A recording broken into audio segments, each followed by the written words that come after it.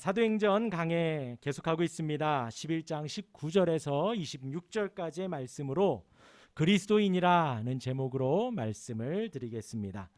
지난주 말씀의 주제는 설득이었지요. 하나님께서 베드로를 설득하셨습니다. 유대 문화의 깊이 배인 습관을 하나님이 설득하셔서 베드로로 하여금 고넬료를 전도하고 고넬료에게 세례를 베풀 수 있도록 인도하셨습니다. 그래서 이방인들도 제자들, 사도들과 같이 예수를 믿게 되었다라는 것이 지난주 말씀이었습니다. 동일하게 하나님께서 아브라함을 설득하셨었고 그래서 믿게 하셨고 이를 그의 의로 여기셨다는 기록이 창세기에 나와 있고요. 하나님께서 요나를 설득하셨지요. 요나 하나님 명하신 대로 가지 않고 그 반대 방향으로 가는 요나, 그리고 배 위에서 바다에 뛰어드는 요나를 구하시면서 회개하게 하셨습니다. 그래서 결국 요나가 니느웨에 가서 복음을 전하고 말씀을 전하는 사람으로 그렇게 설득하셨죠. 우리 하나님은 인자한 음성과 영광스럽고 사랑스러운 음성으로 하나님의 사람들을 설득하시고 저와 여러분들을 설득하십니다. 오늘 말씀은 그 이후에 이방인 백부장 고넬료에게 성령이 임하고 세례를 받은 소식이 유대에 있는 성도들에게 알려집니다. 이에 유대에 있는 사도들과 형제들이 이방인들도 하나님의 말씀을 받았다 함을 듣고 베드로를 비난합니다. 그들은 할례자였지요. 베드로가 이방인 백부장 고넬료와 함께 밥을 먹고 식사를 하고 지냈다는 것, 그것이 유대인 성도들에게 베드로를 공격하는 거리가 되었습니다. 당시의 유대인들은 아브라함에게 명했던 할례를 다 받았지요. 또한 하나님의 말씀 율법을 들어야 했습니다. 그리고 아브라함의 자손들, 그 12지파, 그 혈통들만 유일한 선민이라는 선민의식이 매우 강했습니다. 그들만이 하나님의 백성이고 하나님의 자녀이고 유대인이라는 그 마음이 있었던 것이죠. 그래서 그들에게 있어서 식탁을 함께 공유한다, 함께 한자리에 앉아서 밥을 먹는다라는 것은 있을 수가 없는 일이었어요. 오직 유대인들끼리만 같이 밥을 먹었습니다. 식사는 오직 가족들끼리만 먹었던 거예요. 이방인들과는 함께 밥을 먹지 않았습니다. 죄인들과도 밥을 먹지 않았지요. 그래서 예수님 당시에 예수님이 죄인들과 세리와 함께 식사하는 것이 바리새인들에게 공격의 대상이 되었던 것입니다. 베드로가 이 모든 것을 어겼기 때문에 유대인들이 베드로를 비난합니다. 이에 베드로는 그것을 다시 설명합니다. 자기가 임의로 가서 그러한 것이 아니라 하나님께서 자신에게 꿈을 꾸게 하시고 그것을 3번이나 경험하게 하시고 고넬료가 보낸 사람들이 베드로를 데려오라고 했다라는 음성을 듣고 가서 성령이 내게 명하사 아무 의심 말고 가라 하였기에 베드로가 갔다는 것이지요. 그리고 그들에게 설교를 하니 성령이 임하고, 지난주에 무엇이 임하지 않고 졸음이 임하지 않고 성령이 임했다라고 말씀을 드렸습니다. 그리고 설교를 하니 성령이 임하였고 성령이 임하였으니 물로 세례를 주지 않을 수 없었다. 그래서 베드로가 세례를 주었다라고 하였습니다. 그러면서 우리 17절과 18절 11장 성경 있으신 분들 함께 보시면 좋겠습니다. 사도행전 11장 17절과 18절 말씀이 나옵니다. 함께 읽겠습니다. 그런즉 하나님이 우리가 주 예수 그리스도를 믿을 때에 주신 것과 같은 선물을 그들에게도 주셨으니 내가 누구이기에 하나님을 능히 막겠느냐 하더라. 그들이 이 말을 듣고 잠잠하여 하나님께 영광을 돌려 이르되 그러면 하나님께서 이방인에게도 생명 얻는 회개를 주셨도다 하니라. 베드로가 그들에게 장황하게 설명을 하면서 그 모든 일이 이방인 백부장 고넬료에게 복음을 전하고 세례를 준 그 일이 스스로 한 일이 아니라는 것입니다. 자의적으로 한 것이 아니라 하나님의 인도하심이었고 하나님이 허락하셔서 하셨다는 것입니다. 하나님이 하신 일이라는 것입니다. 그래서 하나님께서 유대인들에게 평생 가지고 있었던 선민의 조건, 혈통, 그리고 할례와 율법 준수, 이 모든 조건이 무너졌던 것입니다. 이제는 다른 조건이 생겼다는 것이지요. 예수 그리스도의 이름으로 모였다는 것입니다. 듣는 유대인들도 오늘 방금 읽은 17절과 18절 그 베드로의 말을 듣고 수긍하고 아멘하며 하나님께 영광을 돌린 것입니다. 할렐루야. 저와 여러분들이 이 자리에 모여 있는 것, 얼마 전에 말씀드린 대로 사마리아에도 복음이 증거되었습니다. 그리고 이제 고넬료에게도 전해지고 그 복음이 우리에게도 증거되었습니다. 우리는 혈통으로도 이방인이고 할례도 율법도 모르는 사람들입니다. 그 조건이 우리에게 전해진 것이 아니라, 그 조건이 우리에게 전해진 것이 아니라 예수 그리스도의 이름이 증거되었다는 것이에요.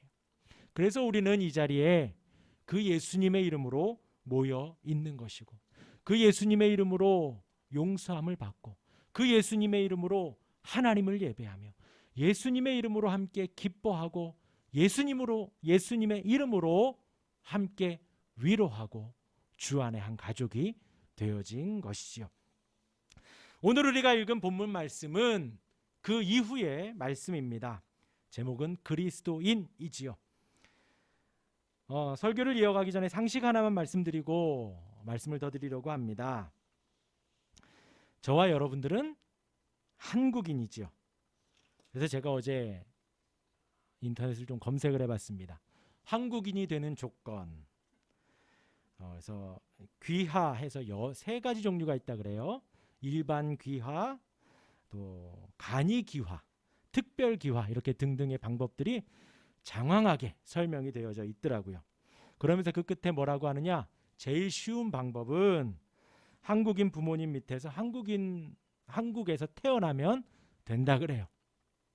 그래서 저와 여러분들은 그냥 태어나니 한국인이 되었지요. 그리고 뭐 또 다른 쉬운 방법으로는 외국인이 한국인과 결혼을 하면 또 한국 국적을 얻을 수 있다고 합니다. 그리고 이제 일반적으로 귀화, 한국인이 되는 과정은 5년 이상 합법적으로 한국에 거해야 한다고 해요. 그리고 죄를 지으면 안 되고, 그리고 귀화 신청할 때에 재산이 얼마 정도 있어야 한다고 합니다. 뭐 그런 세부적인 조건들이 쭉 나열되어져 있더라고요. 여기 있는 우리는 상관이 없죠. 그래서 저와 여러분들은 어느 나라 사람이다? 한국인. 오늘 본문에는 유대인이 나옵니다. 그리고 헬라인이 나와요. 로마인도 나오고 이방인 등의 단어가 나오고 있습니다. 예수 그리스도의 이름이 예루살렘과 온 유대와 사마리아, 베니게, 구브로, 안디옥까지 전해졌습니다. 지역을 말하는 것이죠. 예루살렘과 사마리아와 여러 지역에 전해졌다라는 그 지명을 말하고 있습니다. 그리고 오늘은 뭐라고 나오냐? 유대인, 헬라인, 로마인, 이방인, 다른 표현이 나오고 있는 거예요. 유대인은 방금 말씀드린 대로 성경에 나오는 하나님의 택한 백성들, 선민 이스라엘을 유대인이라고 합니다. 19절에 흩어진 자들이 베니게와 구브로와 안디옥에서 유대인들에게 말씀을 전한 것입니다. 그러니까 유대인 제자들이 타 지역에 있는 유대인에게 복음을 전했다는 거예요. 아까 말씀드린 대로 그들은 혈통을 중시 여기고 율법을 중시 여기는 그들에게 예수 그리스도가 주인이고 예수님이 하나님이시다라는 그 복음을 유대인에게 전했다는 거예요. 그 모세오경을 보고 구약 성경을 암송하지만 그들은 예수님이 구원자인 걸 모르고 있고 그들에게 복음을 전한 것입니다. 유대인에 이어서 헬라인에게도 복음을 전합니다. 헬라인은 헬라 말을 하는 이방인들을 말해요. 헬라 말을 하는 유대인이기도 하고 헬라 말을 하는 이방인, 그들에게도 주 예수를 전파했다라고 합니다. 이 주라는 것은 하나님을 의미하기도 하고 왕과 군주를 의미하기도 하죠. 그러니까 우리의 왕이 누구다? 예수님이다. 우리의 주인이 누구다? 예수님이다 라는 것을 전했다라는 것이죠. 당시 목수의 아들로 태어나서 많은 사람들에게 천국 복음을 증거하고 좋은 말을 증거하는, 조금 더 생각하면 랍비, 조금 더 생각하면 선지자라고 했던 그 예수님이 주라는 거예요. 왕이라는 것입니다. 하나님이라는 것을 그 헬라인에게 전했다라는 것입니다. 그리고 오늘 말씀 21절 말씀에 우리 같이 한번 읽을까요? 21절 시작. 주의 손이 그들과 함께 하심에 수많은 사람들이 믿고 주께 돌아오더라. 그들이 복음을 전합니다. 그런데 주의 손이 그들과 함께 하였다라고 합니다. 이 말씀이 참 중요하지요. 여기서 그들은 20절에 언급된 구브로와 구레네 출신의 유대인들 몇 사람입니다. 주의 손이 함께하였다. 이것은 지금 이제 신약에서는 성령이 함께했다, 하나님이 도우신다라는 표현이 아니라 주의 손이 함께하였다라는 구약의 표현을 사용하면서 지금 이들이 전하는 복음이 어떤 신생 종교가 아니라 구약의 모세오경, 역사서, 시가서에서 예언한 그 하나님, 그 주님을 동일하게 전하고 있다라는 것을 표현하는 것입니다.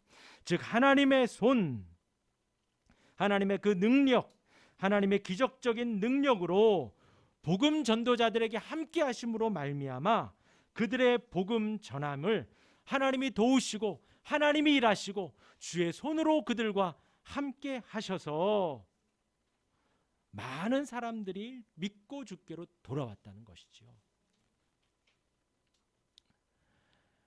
이 주의 백성들이 일을 하는데 그것이 하나님의 마음의 뜻과 맞았다는 거예요.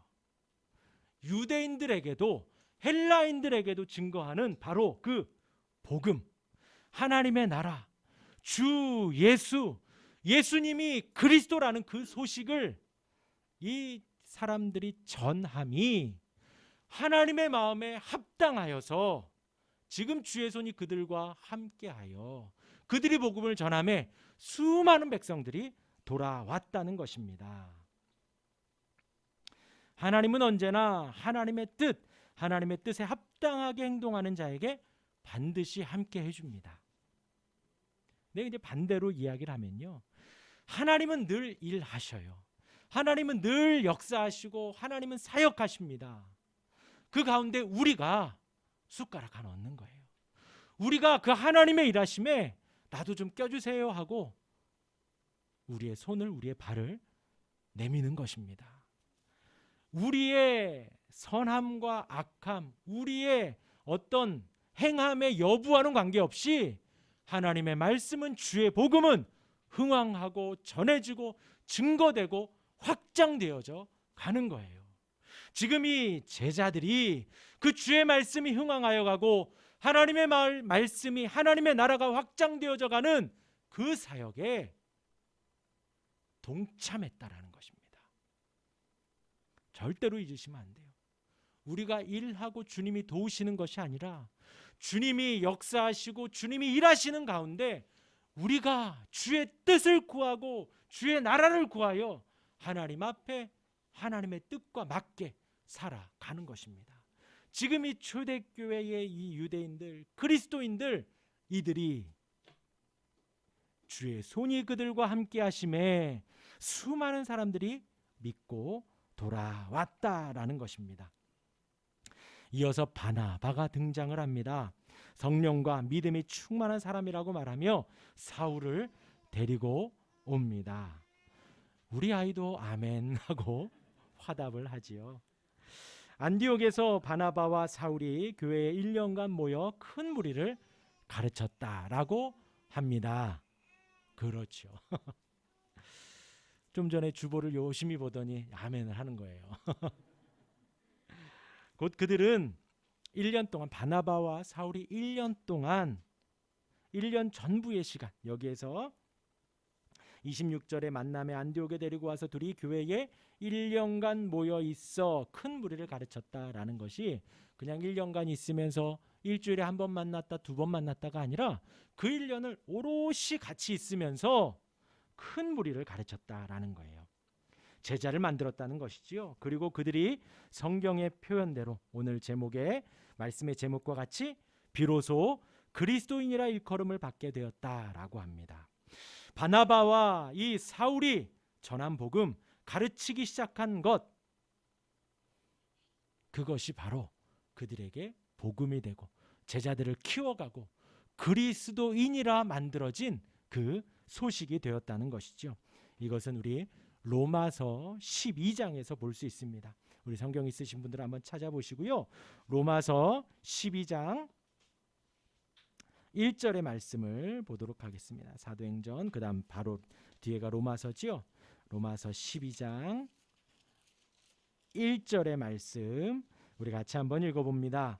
그러므로 형제들아 내가 하나님의 모든 자비하심으로 너희를 권하노니 너희 몸을 하나님이 기뻐하시는 거룩한 산 제물로 드리라. 이는 너희가 드릴 영적 예배니라.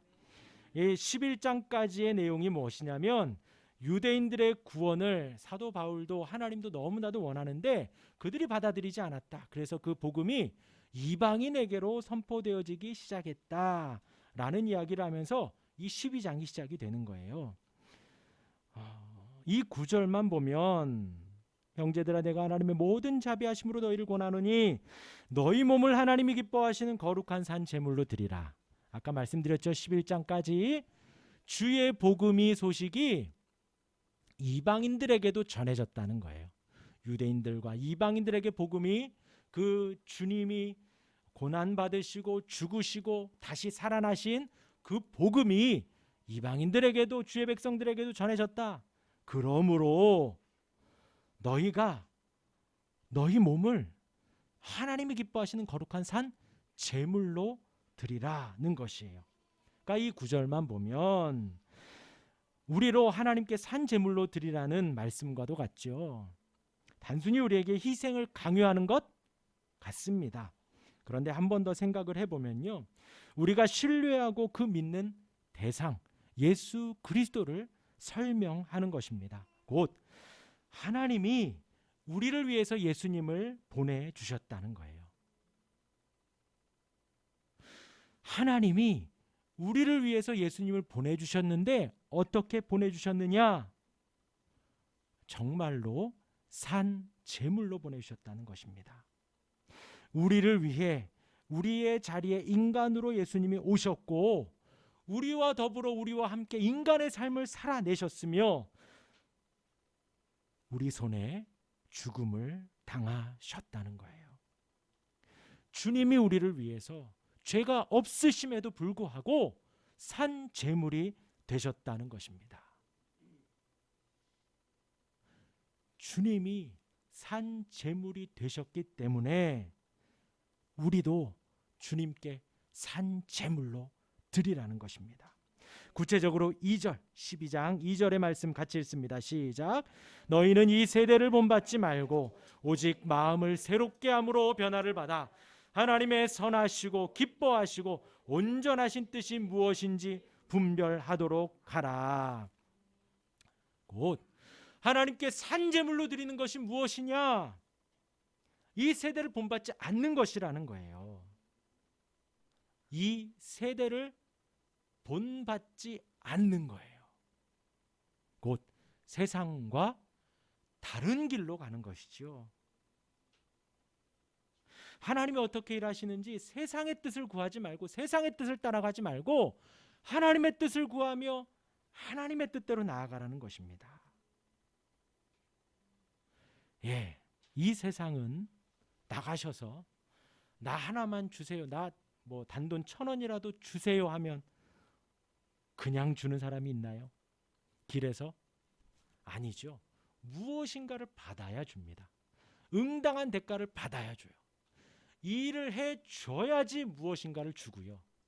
아니면 사전에라도 내가 무엇인가를 준 적이 있어야 줍니다.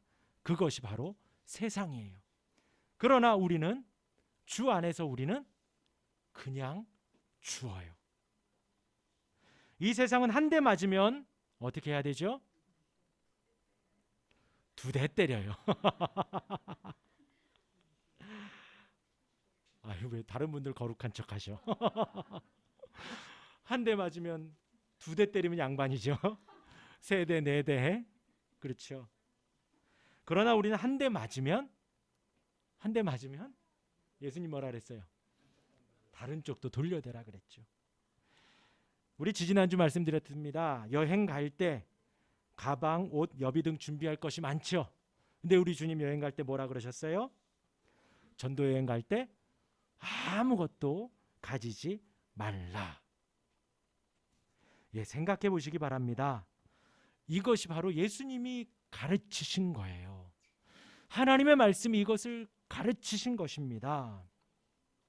우리가 이 땅을 살면서 이렇게 살으라는 것이에요. 말이 되나요? 예, 말이 안 됩니다. 혹은 교회를 다니면서 어렵다고 합니다. 성도로 사는 것이 힘들다고 합니다. 어떤 분들은 이해가 되지 않는다고도 하지요. 그러면 우리가 받은 하나님의 사랑은 이해가 되는지 우리가 생각을 해봐야 합니다. 로마서 5장 8절 말씀에 우리가 아직 죄인 되었을 때에 그리스도께서 우리를 위하여 죽으심으로 하나님께서 우리에 대한 자기의 사랑을 확증하셨느니라 하였습니다.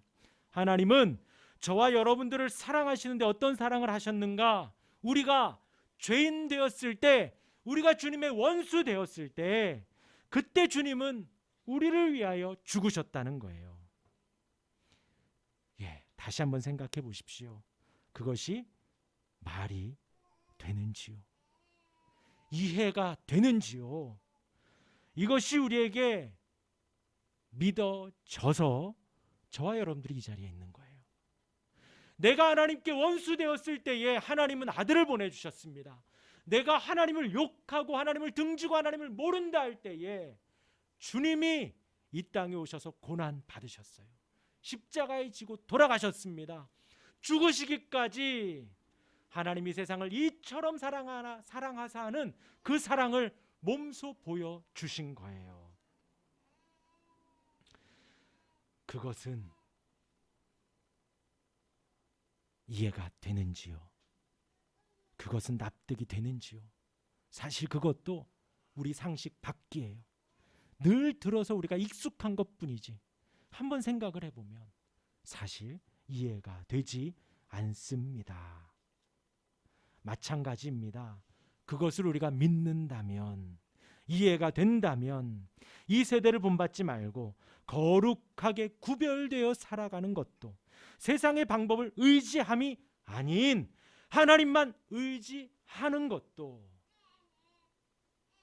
이해가 되어 믿어져야 하는 것이지요.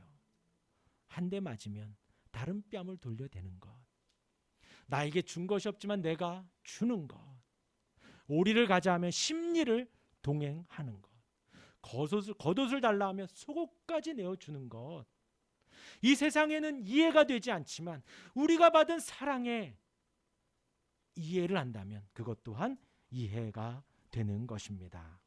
더 구체적으로 로마서 12장 9절에서 11절 말씀에 사랑에는 거짓이 없나니 악을 미워하고 선에 속하라.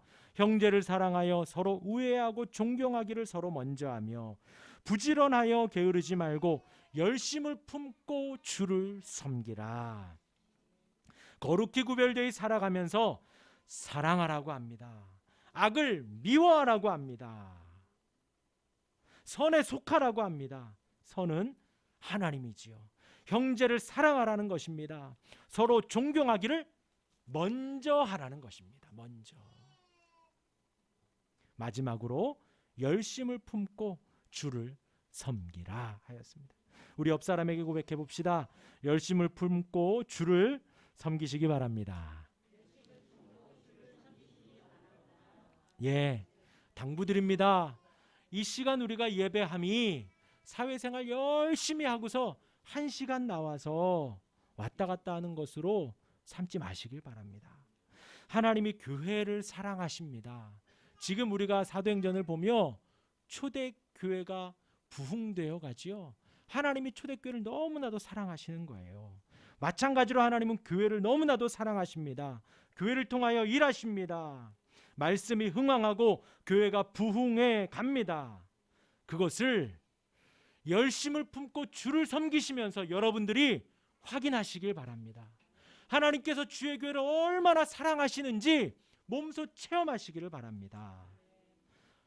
부탁드리기는 제3자처럼 팔짱 끼고 교회가 잘 되나 한번 보자, 제발 그러지 마시고 이 중심에 들어오셔서 함께 말씀을 보고 신앙생활하고 경배하고 찬양하며 기도하고 하나님이 몸을 바쳐 사랑하신 이 교회가 흥황하여 부흥해 가는 것을 그 가운데 여러분들도 그 중심에서 함께 경험하며 하나님께 영광 돌리는 저와 여러분들이 되기를 바랍니다. 지금 성경이 기록하는 초대교회의 박해 속에서도 교회는 든든히 세워져 갔어요. 중세시대 세상의 중심에 교회가 있었습니다. 그 상황이 지나고 근대화가 되어지고 계몽주의가 나오지요. 그때의 교회는 위협을 받았어요. 하나님의 말씀이 아닌 자아가 왕이 되고 주가 되면서 교회가 위협을 받았지만 하나님은 교회를 지켜주셨습니다. 또 공산주의가 기독교를 탄압하고 핍박하였지만 하나님은 교회를 지켜주셨습니다. 없어지지 않았다는 거예요. 더욱 든든히 세워져 갔다는 것입니다. 이제 우리 교회도 마찬가지입니다. 하나님이 세우신 교회, 앞으로 교회가 어떻게 세워져 갈까? 절대로 저와 여러분들 열심을 품고 주를 섬기며 구경꾼이 되지 마시고 우리 교회 중심으로 들어오셔서 참여하시고 기도하며 부흥케 하시는 주의 말씀이 흥황해져 가는 그 주님의 손길을 눈으로 보고 귀로 들으며 몸소 경험해 보시길 바랍니다. 부지런히 게으르지 말고 열심을 품고 주를 섬기시기를 바랍니다. 예, 한국의 주권을 가진 사람을 한국인이라고 했습니다. 유대 사람들을 유대인이라고 했고요. 헬라 문화, 헬라 말을 쓰는 사람들을 헬라인이라고 했습니다. 이제 그리스도, 예수님이 구원자가 되는 사람들을 그리스도인이라고 합니다. 바나바와 사울이 1년 동안 함께하며 비로소 그리스도인이라 일컬음을 받은 것처럼 여기 있는 모든 분들이 우리 교회 중심으로 오셔서 부지런히 열심히 주를 섬기며 어디를 가든지 그리스도인이라 불리울 수 있기를, 그렇게 하나님께 영광 돌리며 그리스도인으로 살아가실 수 있기를 주님의 이름으로 축원합니다. 아멘.